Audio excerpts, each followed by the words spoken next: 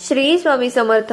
गुरुचरित्र पारायण करायची सगळ्यांचीच इच्छा असते, पण काही जणांना त्याचे नियम माहीत नसतात, त्याच्याबद्दल संपूर्ण माहिती नसते, त्याच्या काही अटी असतात आणि त्याची फलश्रुती काय होते ते माहीत नसतं. तर मी आज तुम्हाला तेच सांगणार आहे.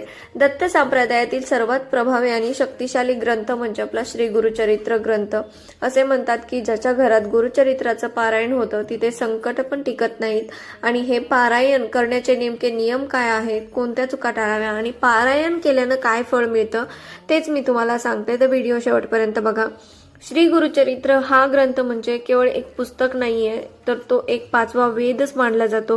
यात श्री दत्तगुरूंचे अवतार म्हणजे विशेषतः श्रीपाद श्री वल्लभ आणि श्री नृसिंह सरस्वती महाराज यांच्या लीलांचे 53 अध्यायांमध्ये वर्णन केलेलं आहे. हे पारायण केल्यानं भक्तांच्या आयुष्यातील कठीण प्रसंगातून मार्ग निघतो.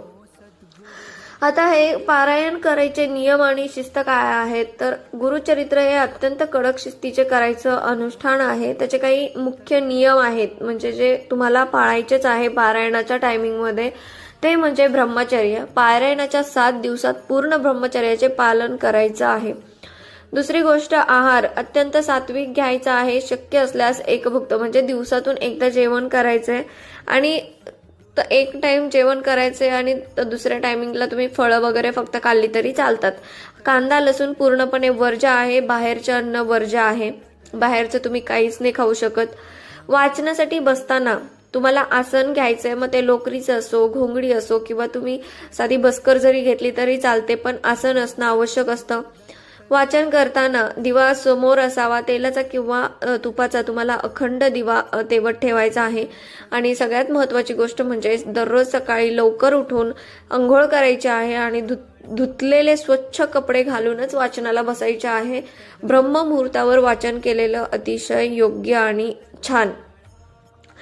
आता पारायणाचा 7वा दिवस असल्यावरती त्याचं सांगता आणि उद्यापन कसं करायचं, तर 7व्या दिवशी वाचन पूर्ण झाल्यानंतर तुम्हाला गुरूंची पूजा करायची आहे.